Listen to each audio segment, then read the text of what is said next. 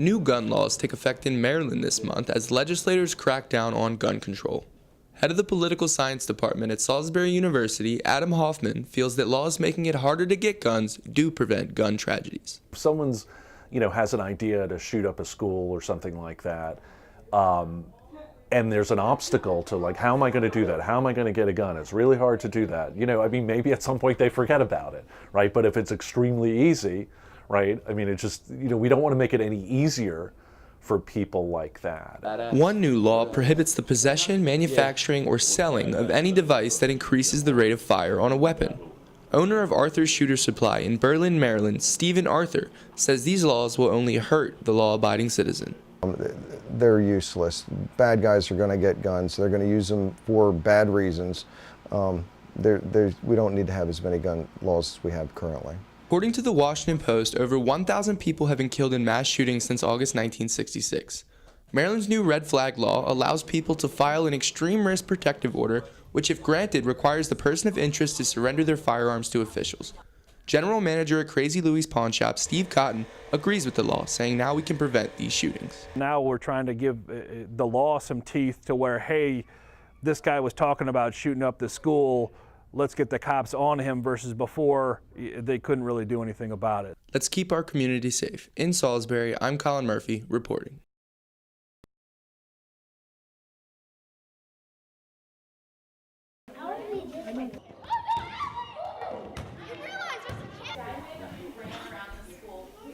So the Epoch Dream Center, it's like an after-school program where kids come and they spend their evening here. They're doing their homework. We'll go to gym time, and then we'll start reading. It's just something to help kids exceed in school.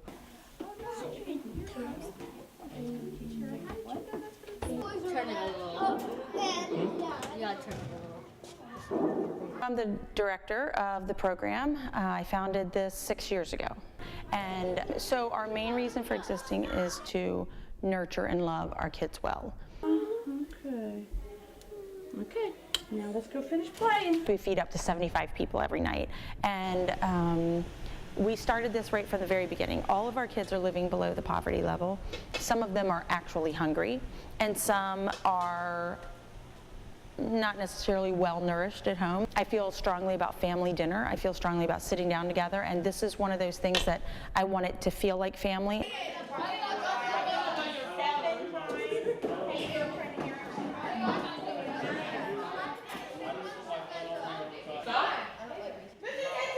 I want our kids here to have a place where they feel like they belong.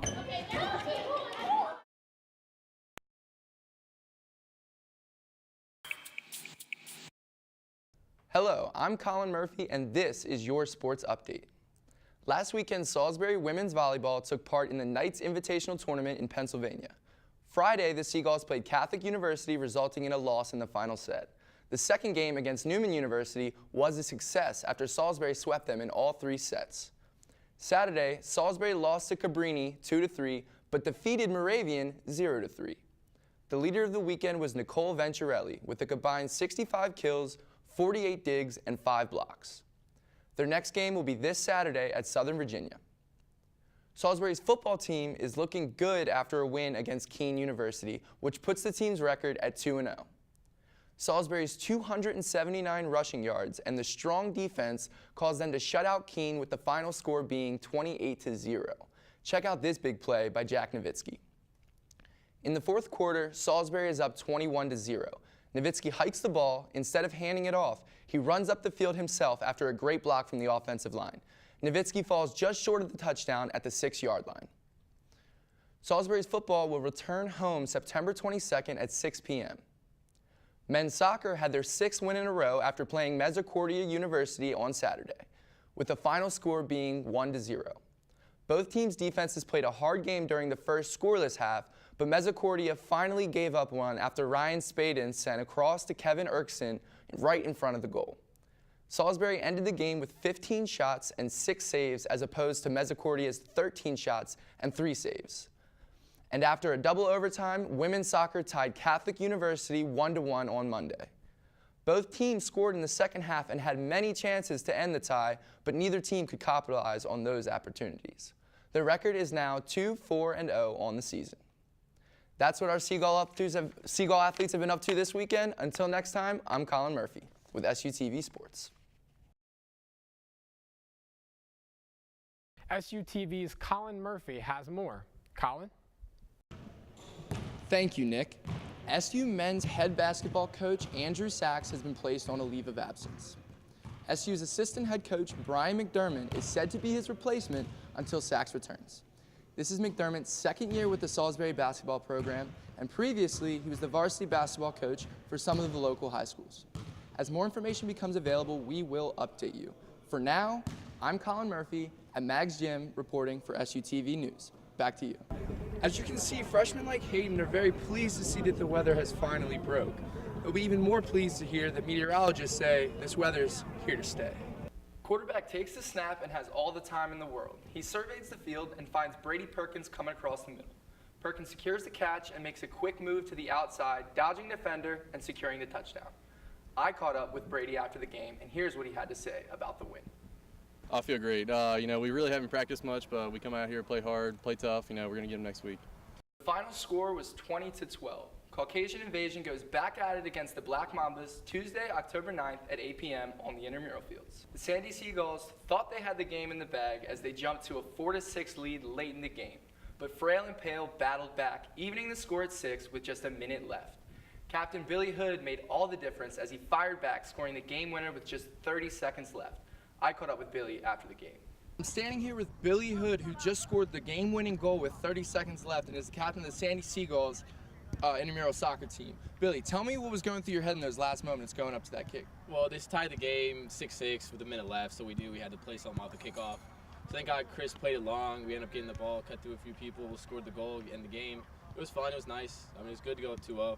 The Sandy Seagulls are back at it again, facing the Cool Kids on the Flock Tuesday, October 9th at 7 p.m. on the intramural fields.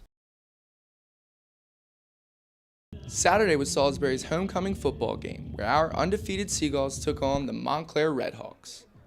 Parents' Weekend and the tailgate brought out fans young and old to grill out, chill out, and get ready for the 1 p.m. kickoff. At kickoff, Salisbury got the ball, and they didn't waste any time putting it in the end zone. Check out this pass touchdown from Jack Nowitzki in the first quarter.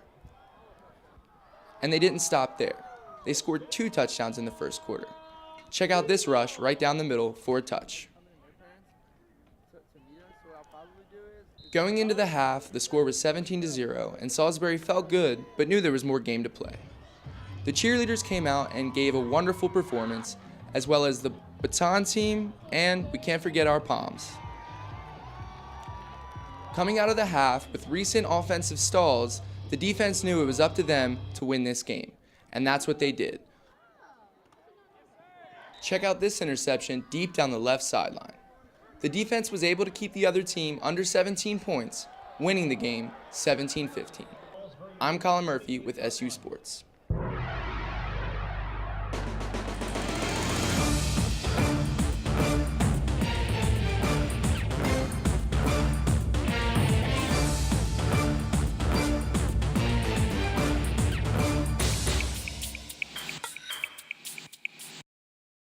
Hello, I'm Collin Murphy, and this is SUTV Sports.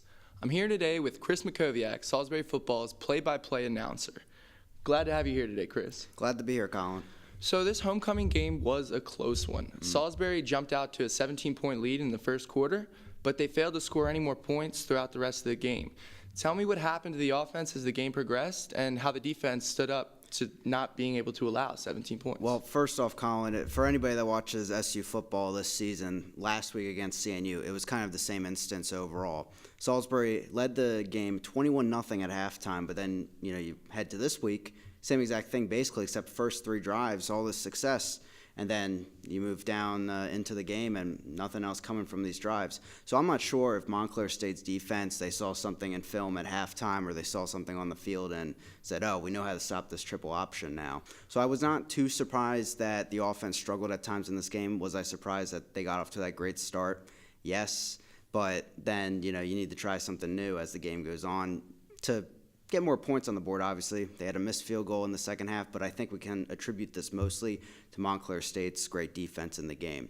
Salisbury's defense, you'll look at the stats, they were second in the nation in defending the rush entering the game, and they still are up there after it. Really halted Montclair State. Obviously, 6 turnovers helps the effort along the way, but it was really Montclair State, letting Salisbury stick with that lead. The Red Hawks looked great in the second half, obviously. I'm honestly really surprised they didn't come back to win that game. It was a moment that could have been big for both teams. Salisbury ends up being the undefeated team forward. Both teams came into the game 5-0 for the first time since 2011 for both programs. But now Salisbury kind of, I think, from this game and the win over CNU, can take from it and say, this is what we have to work on to hopefully upset Wesley and Frostburg State, 2 top 10 teams still in the nation. So obviously they have a lot to do on offense moving forward. Yeah. Last week they had a goose egg for passing yards, and the previous week they only managed to get 13 pass yards. What has been the focus for Salisbury's offense trying to get this passing game going? And I'll be honest with you, Collin, the last 2 years it's been this wide receiving core. Excellent from top to bottom, very deep overall, but nearly all of them graduated entering this year. And that was the main issue. Lack of experience overall. They're not all freshmen, but a majority of them are trying to get into this passing game. It also does not help that the guy that everyone saw take the lead when Brandon Lewis was out for the ECAC Bowl at the end of last season, Jack Lanham, known for his big arm, known for really trucking guys down the field, he goes down with an injury in the first few games.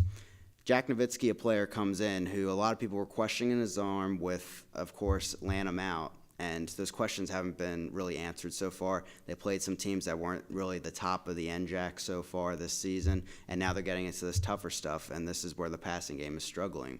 So it's a question really of Jack Nowitzki. He's still a sophomore, still trying to get that offense down with offensive coordinator Anthony Johnson, but they have to try to fix something because obviously you go against, as I mentioned, teams like Wesley or Frostburg State. They still go on a trap game, in my opinion, at Rowan coming up just before those 2 games. They have to figure out how to make this offense more versatile because obviously if they can't pass the ball, then these teams are going to go right after the rushing ability, the triple option attack. Cameron Carlisle is basically the only receiver that you can say, hey, there's proof that he can have success down the field. They're going to be man marking him the entire game then. So obviously there's an issue. We see it in the stats. It's the triple option offense. They're not going to pass a lot, but still should be something greater than 0 that we see out on the field, of course. Well, I want to thank you so much, Chris, for coming on the show. We got some good things to look forward to with Salisbury football. For sure. I'm Collin, and this has been SUTV Sports. We'll see you again next week.